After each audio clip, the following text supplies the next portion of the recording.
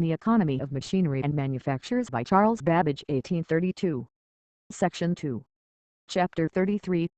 On the effect of taxes and of legal restrictions upon manufactures. 414. As soon as a tax is put upon any article, the ingenuity of those who make, and of those who use it, is directed to the means of evading as large a part of the tax as they can, and this may often be accomplished in ways which are perfectly fair and legal. An excise duty exists at present of 3d.1* per pound upon all writing paper. The effect of this impost is, that much of the paper which is employed, is made extremely thin, in order that the weight of a given number of sheets may be as small as possible. Soon after the first imposition of the tax upon windows, which depended upon their number, and not upon their size, new-built houses began to have fewer windows and those of larger dimensions than before. Staircases were lighted by extremely long windows, illuminating 3 or 4 flights of stairs. When the tax was increased, and the size of windows charged as single was limited, then still greater care was taken to have as few windows as possible, and internal lights became frequent. These internal lights in their turn became the subject of taxation, but it was easy to evade the discovery of them, and in the last Act of Parliament reducing the assessed taxes, they ceased to be chargeable. From the changes thus successively introduced in the number of the forms, and the positions of the windows, a tolerable conjecture might, in some instances, be formed of the age of a house. 415. The tax on windows is exposed to objection on the double ground of its excluding air and light, and it is on both accounts injurious to health. The importance of light to the enjoyment of health is not perhaps sufficiently appreciated. In the cold and more variable climates, it is of still greater importance than in warmer countries. 416. The effects of regulations of excise upon our home manufactures are often productive of great inconvenience, and check, materially, the natural progress of improvement. It is frequently necessary, for the purposes of revenue, to oblige manufacturers to take out a license, and to compel them to work according to certain rules, and to make certain stated quantities at each operation. When these quantities are large, as in general they are, they deter manufacturers from making experiments, and thus impede improvements both in the mode of conducting the processes and in the introduction of new materials. Difficulties of this nature have occurred in experimenting upon glass for optical purposes, but in this case, permission has been obtained by fit persons to make experiments, without the interference of the excise. It ought, however, to be remembered, that such permission, if frequently or indiscriminately granted, might be abused. The greatest protection against such an abuse will be found in bringing the force of public opinion to bear upon scientific men, and thus enabling the proper authorities, although themselves but moderately conversant with science, to judge of the propriety of the permission, from the public character of the applicant. 417. From the evidence given, in 1808, before the Committee of the House of Commons, on distillation from sugar and molasses, it appeared that, by a different mode of working from that prescribed by the excise, the spirits from a given weight of corn, which then produced 18 gallons, might easily have been increased to 20 gallons. Nothing more is required for this purpose, than to make what is called the wash weaker. The consequence of which is, that fermentation goes on to a greater extent.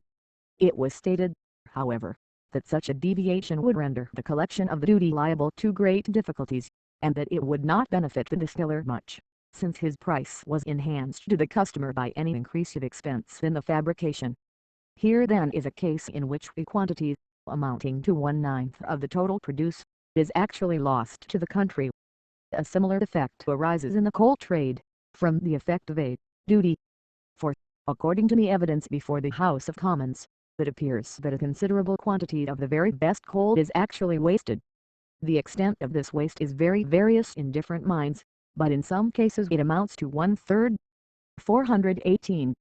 The effects of duty upon the import of foreign manufactures are equally curious. The singular instance occurred in the United States, where bar iron was, on its introduction, liable to a duty of 140% ad valorem, whilst hardware was charged at 25% only. In consequence of this tax, large quantities of malleable iron rails for railroads were imported into America under the denomination of hardware, the difference of 115% in duty more than counterbalancing the expense of fashioning the iron into rails prior to its importation. 419. Duties, drawbacks, and bounties, when considerable in amount, are all liable to objections of a very serious nature, from the frauds to which they give rise. It has been stated before committees of the House of Commons, that calicoes made up in the form, and with the appearance of linen, have frequently been exported for the purpose of obtaining the bounty. For calico made up in this way sells only at 1s. 4d. per yard, whereas linen of equal fineness is worth from 2s. 8d. to 2s. 10d. per yard. It appeared from the evidence that one house in 6 months sold 500 such pieces of calico. In almost all cases heavy duties, or prohibitions, are ineffective as well as injurious, for unless the articles excluded are of very large dimensions, there constantly arises a price at which they will be clandestinely imported by the smuggler. The extent, therefore, to which smuggling can be carried, should always be considered in the imposition of new duties, or in the alteration of old ones. Unfortunately it has been pushed so far, and is so systematically conducted between this country and France, that the price per cent at which most contraband articles can be procured is perfectly well known. From the evidence of Mr. Galloway, it appears that, from 30 to 40% was the rate of insurance on exporting prohibited machinery from England, and that the larger the quantity the less was the percentage demanded. From evidence given in the report of the Watch and Clockmakers Committee, in L. 817, it appears that persons were constantly in the habit of receiving in France watches, lace, silks, and other articles of value easily portable, and delivering them in England at 10% on their estimated worth, in which sum the cost of transport and the risk of smuggling were included. 420. The process employed in manufacturing often depends upon the mode in which a tax is levied on the materials, or on the article produced. W.H. glasses are made in England by workmen who purchase from the glasshouse globes of 5 or 6 inches in diameter, out of which, by means of a piece of red-hot tobacco pipe, guided round the pattern watch glass placed on the globe, they crack 5 others. These are afterwards ground and smoothed on the edges. In the Tyrol the rough watch glasses are supplied at once from the glasshouse, the workman, applying a thick ring of cold glass to each globe as soon as it is blown, causes a piece, of the size of a watch glass, to be cracked out. The remaining portion of the globe is immediately broken, and returns to the melting pot. This process could not be adopted in England with the same economy, because the whole of the glass taken out of the pot is subject to the excise duty. 421. The objections thus stated as incidental to particular modes of taxation are not raised with a view to the removal of those particular taxes. Their fitness or unfitness must be decided by a much wider inquiry, into which it is not the object of this volume to enter. Taxes are essential for the security both of liberty and property, and the evils which have been mentioned may be the least amongst those which might have been chosen. It is, however, important that the various effects of every tax should be studied, and that those should be adopted which, upon the whole, are found to give the least check to the productive industry of the country. 422. In inquiring into the effect produced, or to be apprehended from any particular mode of taxation, it is necessary to examine a little into the interests of the parties who approve of the plan in question, as well as of those who object to it. Instances have occurred where the persons paying a tax into the hands of government have themselves been adverse to any reduction. This happened in the case of one class of calico printers, whose interest really was injured by a removal of the tax on the printing. They received from the manufacturers payment for the duty about 2 months before they were themselves called on to pay it to government, and the consequence was that a considerable capital always remained in their hands. The evidence which states this circumstance is well calculated to promote a reasonable circumspection in such inquiries. Question: do you happen to know anything of an opposition from calico printers to the repeal of the tax on printed calicos? Answer: I have certainly heard of such an opposition, and am not surprised at it. There are very few individuals who are, in fact, interested in the non-repeal of the tax. There are 2 classes of calico printers: 1, who print their own cloth, send their goods into the market, and sell them on their own account. They frequently advance the duty to government, and pay it in cash before their goods are sold. but generally before the goods are paid for, being most commonly sold on a credit of 6 months, they are of course interested on that account, as well as on others that have been stated. In the repeal of the tax, the other class of calico printers print the cloth of other people. They print for hire, and on re-delivery of the cloth when printed, they receive the amount of the duty, which they are not called upon to pay to government sooner, on an average, than 9 weeks from the stamping of the goods. Where the business is carried on upon a large scale, the arrears of duty due to government often amount to 8, or even £10,000, and furnish a capital with which these gentlemen carry on their business. It is not, therefore, to be wondered at that they should be opposed to the prayer of our petition. 423. The policy of giving bounties upon home productions, and of enforcing restrictions against those which can be produced more cheaply in other countries, is of a very questionable nature, and, except for the purpose of introducing a new manufacture, in a country where there is not much commercial or manufacturing spirit, is scarcely to be defended. All incidental modes of taxing one class of the community, the consumers, to an unknown extent, for the sake of supporting another class, the manufacturers, who would otherwise abandon that mode of employing their capital, are highly objectionable. One part of the price of any article produced under such circumstances, consists of the expenditure, together with the ordinary profits of capital. The other part of its price may be looked upon as charity, given to induce the manufacturer to continue an unprofitable use of his capital, in order to give employment to his workmen.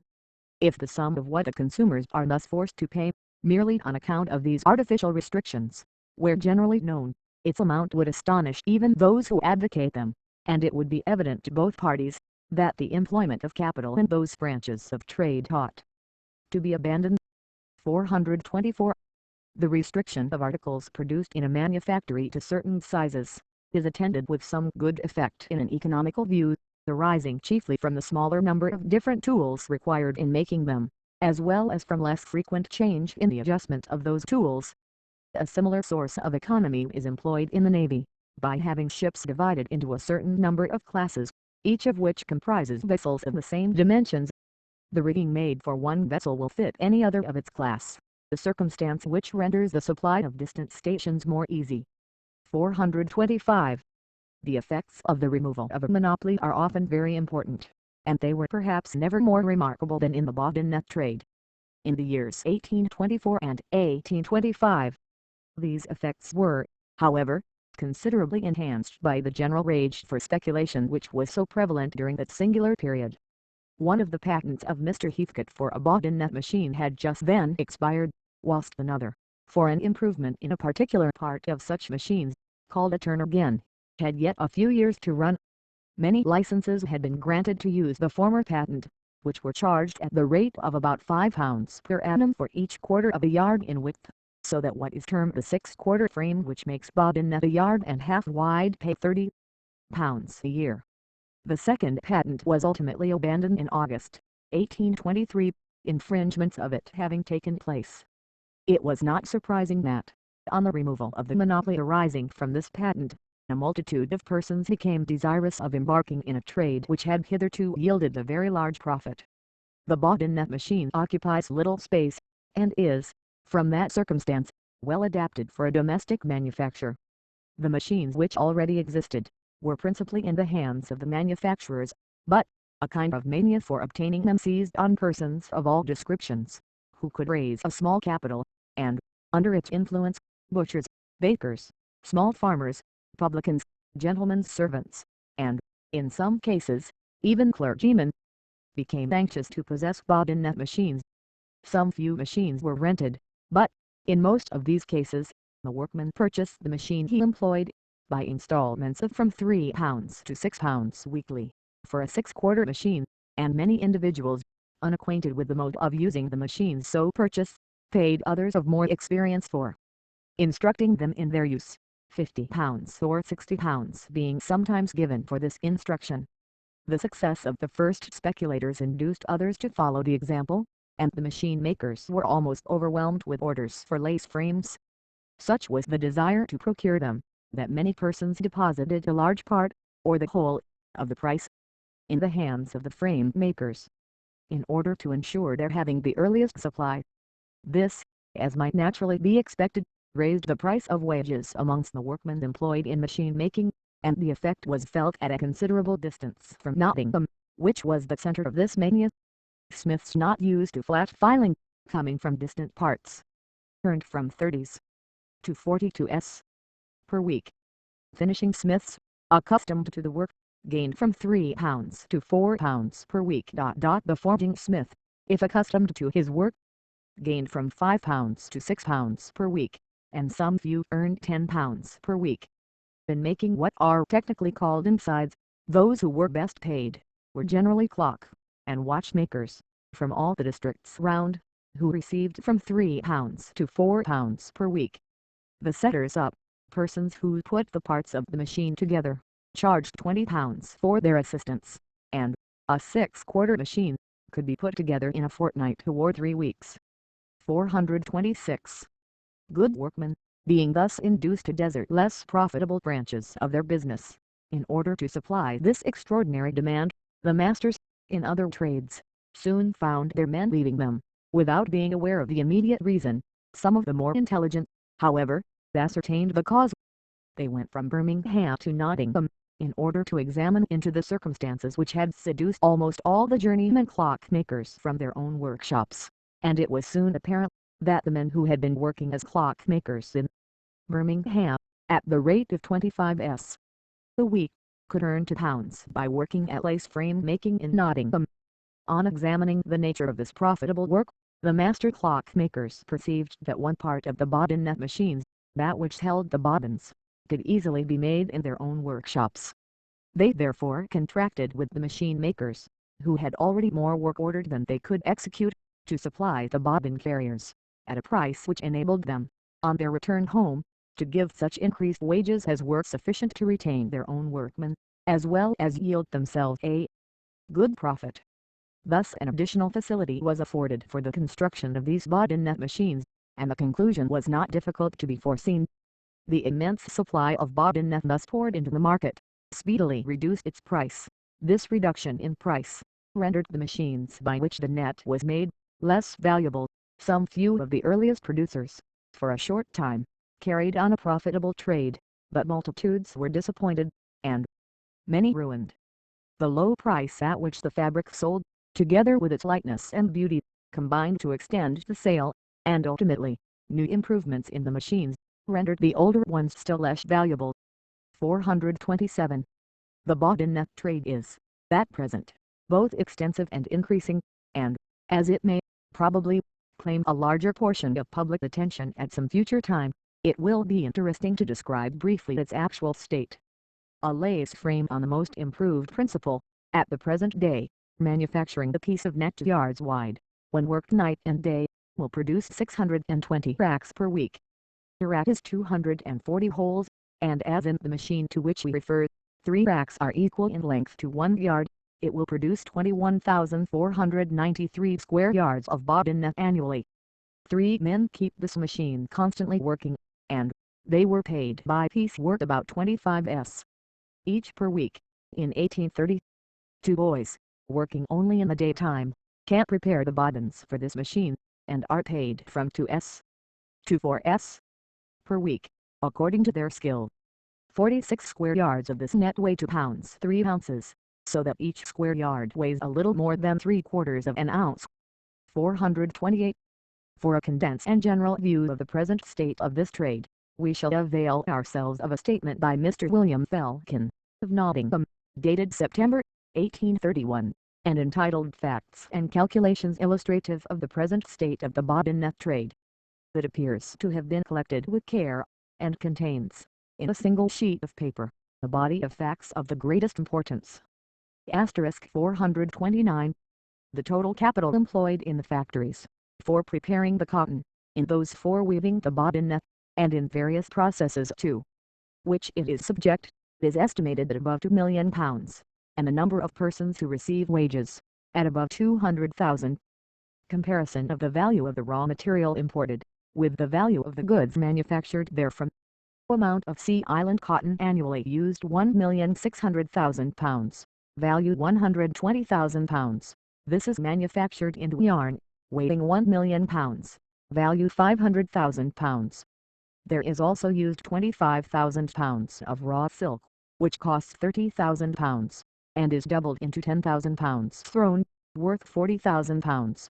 Raw material, manufacture, square yards produced, value per square yards. S.E. Total value pounds. Cotton 1,600,000 lbs, power net, 6,750,000 13, 421,875 hand ditto, 15,750,000 19, 1,378,125 fancy ditto, 150,000 36, 26,250 silk, 25,000 lbs, silk goods, 750,000 19, 65,625, 23,400,000 189 L 875. Asterisk I cannot omit the opportunity of expressing my hope that this example will be followed in other trades.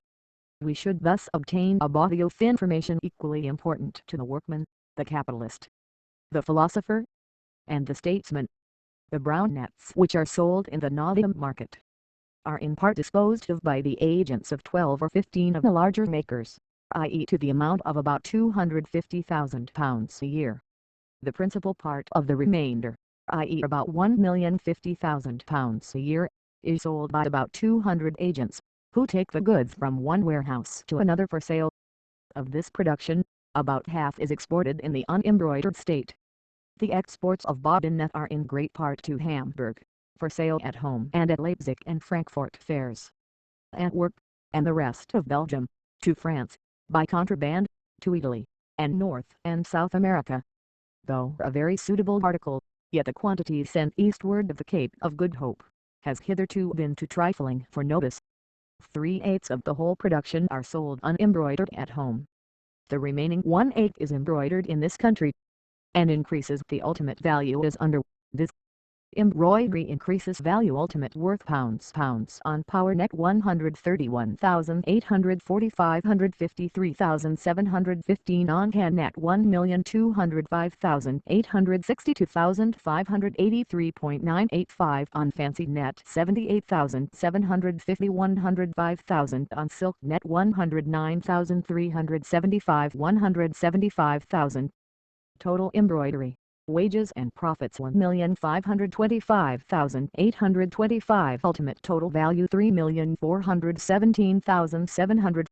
From this it appears, that in the operations of this trade, which had no existence 20 years ago, £20,000 original cost of cotton becomes, when manufactured, of the ultimate value of £3,242,700 sterling. As to weekly wages paid, I hazard the following as the judgment of those conversant with the respective branches. Viz. In fine spinning and doubling, adults 25s, children 7s, work 12 hours per day. In bobbin net making, men working machines, 18s, apprentices, youths of 15 or more, 10s, by power, 15 hours, by hand, 8 to 12 hours, according to width. In mending, children 4s, women 8s, work 9 to 14 hours, ad libitum. In winding, threading, etc., children and young women, 5s, irregular work, according to the progress of machines. In embroidery, children 7 years old and upwards, 1s, 2-3s, work 10 to 12 hours, women, if regularly at work, 5s, to 7s, 6d, 12 to 14 hours. As an example of the effect of the wages of lace embroider, etc., it may be observed, it is often the case that a stocking weaver in a country village will earn only 7s a week, and his wife and children 7s to 14s more at the embroidered frame. 430. The principal part of the hand machines employed in the bobbin net manufacture are worked in shops, forming part of, or attached to, private houses. The subjoined list will show the kinds of machinery employed, and classes of persons to whom it belongs. Bobbin net machinery now at work in the kingdom.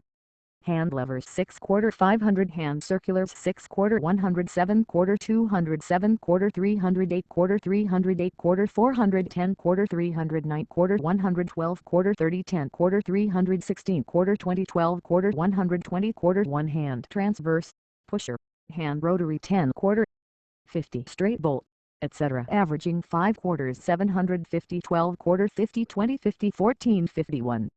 Total hand machines 3501. Power 6/4 107/4 48/4 350 10/4 270 12/4 220 16/4 20. Total power machines 1000. Total number of machines 4501. 700 persons own one machine, 700 machines. 226 to 452 1813 543 96 for 380 for 45 221 6 126 17 7 119 19 8 150 to 17 9 153 12 10 128 11 88 6 12 72 5 13 65 5 14 74 16 64 25 own respectively 18 19 20 21 23 24, 25, 26, 27, 28, 29, 30, 32, 33, 35, 36, 37, 50, 60, 68, 70, 75, 95, 105, to 061192. Number of owners of machines, 1382 holding together 4,500 machines. The handworkmen consist of the above named owners 1,000 and of journeymen and apprentices 4,000 5,000. These machines are distributed as follows: Nottingham 1240, New Radford 140, Old Ragford and Bloomsgrove 240, Icent Green 160, Beeston and Chilwell 130, New and Old Sneinton 180, Derby and its vicinity 185, Loughborough and its vicinity 385, Leicester 95, Mansfield 85, Tiverton 220, Barnstable La Chard 190, Isle of Wight 80, in sundry other places 990, 4,500. Of the above owners, 1,000 work in their own machines, and enter into the class of journeymen as well as that of masters in operating on the rate of wages. If they reduce the price of their goods in the market, they reduce their own wages first, and, of course, eventually the rate of wages throughout the trade.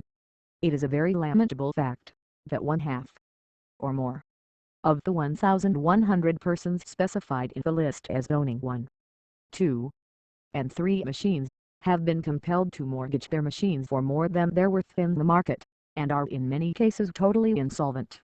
Their machines are principally narrow and making short pieces, while the absurd system of bleaching at so much a piece goods of all lengths and widths, and dressing at so much all widths, has caused the new machines to be all wide, and capable of producing long pieces, of course, to the serious disadvantage, if not utter ruin, of the small owner of narrow machines.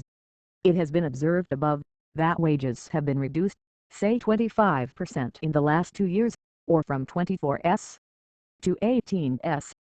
The weak machines have increased in the same time 1/8 in number, or from 4,000 to 4,500, and 1/6 in capacity of production.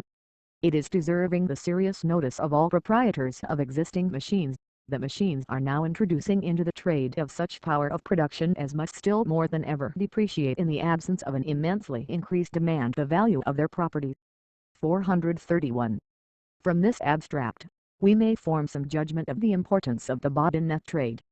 But the extent to which it bids fair to be carried in future, when the eastern markets shall be more open to our industry, may be conjectured from the fact which Mr. Felkin subsequently states, that we can export a durable and elegant article in cotton bobbinet, at 4d.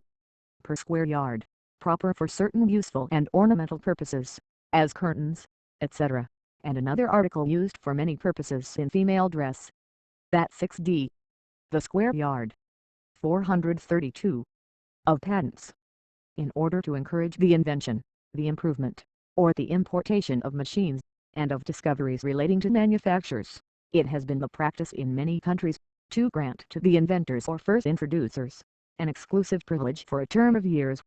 Such monopolies are termed patents, and they are granted, on the payment of certain fees, for different periods, from 5 to 20 years. The following table, compiled from the report of the Committee of the House of Commons on Patents, 1829, shows the expense and duration of patents in various countries. Countries: expense pounds SD, term of years, number granted in 6 years, ending in 1826. Rep. Page 243.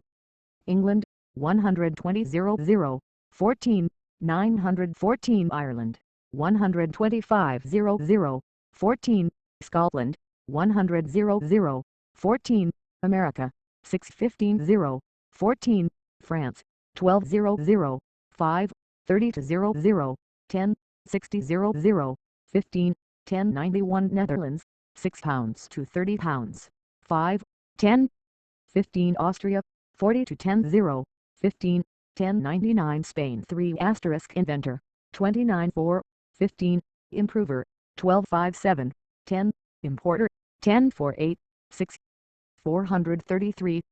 It is clearly of importance to preserve to each inventor the sole use of his invention, until he shall have been amply repaid for the risk and expense to which he has been exposed, as well as for the talent he has exerted in completing it. But, the degrees of merit are so various, and the difficulties of legislating upon the subject so great, that it has been found almost impossible to frame a law which shall not, practically, be open to the most serious objections. The difficulty of defending an English patent in any judicial trial is very great, and the number of instances on record in which the defense has succeeded are comparatively few.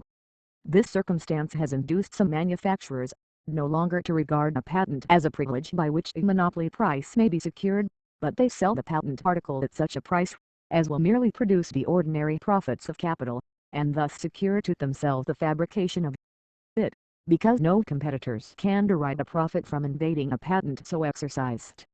434. The law of copyright is, in some measure, allied to that of patents, and it is curious to observe that those species of property which require the highest talent and the greatest cultivation, which are, more than any other, the pure creations of mind, should have been the latest to be recognized by the state. Fortunately, the means of deciding on an infringement of property in regard to a literary production are not very difficult, but the present laws are, in some cases, productive of considerable hardship, as well as of impediment to the advancement of knowledge. 435. Whilst discussing the general expediency of limitations and restrictions, it may be desirable to point out one which seems to promise advantage, though by no means free from grave objections. The question of permitting by law the existence of partnerships in which the responsibility of one or more of the partners is limited in amount, is peculiarly important in a manufacturing, as well as a commercial point of view. In the former light, it appears calculated to aid that division of labor, which we have already proved to be as advantageous in mental as it is in bodily operations, and it might possibly give rise to a more advantageous distribution of talent, and its combinations, than at present exists. There are in this country many persons possessed of moderate capital, who do not themselves enjoy the power of invention in the mechanical and chemical arts, but who are tolerable judges of such inventions, and excellent judges of human character. Such persons might, with great success, employ themselves in finding out inventive workmen, whose want of capital prevents them from realizing their projects. If they could enter into a limited partnership with persons so circumstanced, they might restrain within proper bounds the imagination of the inventor, and by supplying capital to judicious schemes, render a service to the country, and secure a profit for themselves. 436. Amongst the restrictions intended for the general benefit of our manufacturers, there existed a few years ago one by which workmen were forbidden to go out of the country. The law, so completely at variance with every principle of liberty, ought never to have been enacted. It was not, however, until experience had convinced the legislature of its inefficiency, that it was repealed. When, after the last war, the renewed intercourse between England and the continent became extensive, it was soon found that it was impossible to discover the various disguises which the workmen could assume, and the effect of the law was rather, by the fear of punishment, to deter those who had left the country from returning, than to check their disposition to migrate. 436. For the principle, that government ought to interfere as little as possible between workmen and their employers, is so well established, that it is important to guard against its misapplication. It is not inconsistent with this principle to insist on the workmen being paid in money, for this is merely to protect them from being deceived, and still less is it a deviation from it to limit the number of hours during which children shall work in factories, or the age at which they shall commence that species of labor, for they are not free agents, nor are they capable of judging, if they were, and both policy and humanity concur in demanding for them some legislative protection. In both cases it is as right and politic to protect the weaker party from fraud or force, as it would be impolitic and unjust to interfere with the amount of the wages of either. Notes 1. 28 shillings per cwd for the finer, 21 shillings per cwd for the coarser papers. 2.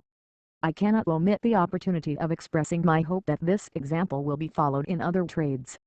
We should thus obtain a body of information equally important to the workman, the capitalist, the philosopher, and the statesman. 3. The expense of a patent in Spain is stated in the report to be respectively 2,000, 1,200 and 1,000 reals. If these are reals of Ellen, in which accounts are usually kept at Madrid, the above sums are correct, but if they are reals of plate, the above sums ought to be nearly doubled. For in the year 1824 the law against workmen going abroad, as well as the laws preventing them from combining, were repealed, after the fullest inquiry by a committee of the House of Commons. In 1825 an attempt to re-enact some of the most objectionable was made, but it failed.